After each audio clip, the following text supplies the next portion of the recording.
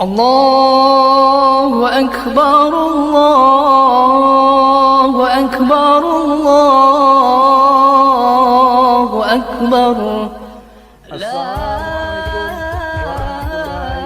إله إلا الله الله أكبر الله أكبر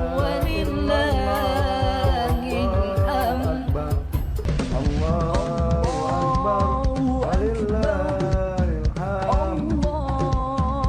Saya Najmi Deski, Kepala Pelaksana Badan Penanggulangan Bencana Daerah Kabupaten Aceh Tenggara, beserta keluarga besar